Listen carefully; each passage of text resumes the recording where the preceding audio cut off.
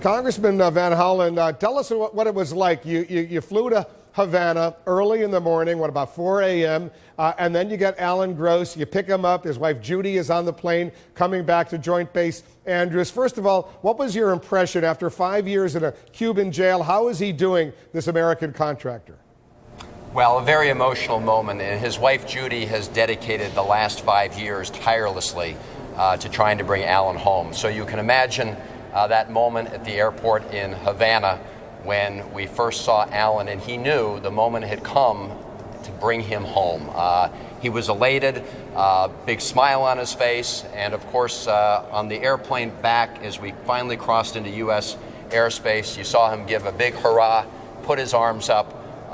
He was clearly glad to be home. I interviewed him a couple of years ago in that Cuban prison, and he told me then, and I was shocked when I heard it, he had lost 100 pounds in that Cuban jail, and he was described as very frail.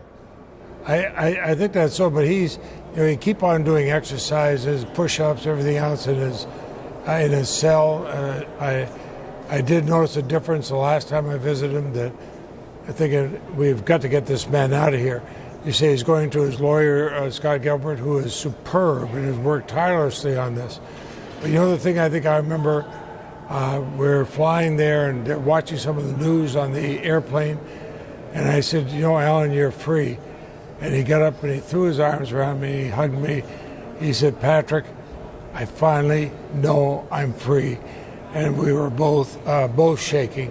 Very, very emotional. He was ready to come home. I met with him a month ago, myself and Senator Tom Udall in Havana, in the Cuban prison, and at that point he was at wit's end, and he had said many times, I've spent my last birthday here. Either I go home or I go home another way, and so he was really at wit's end, and so this was a welcome thing for him, and I share my colleagues' views that it was just very emotional, and just great to have him home.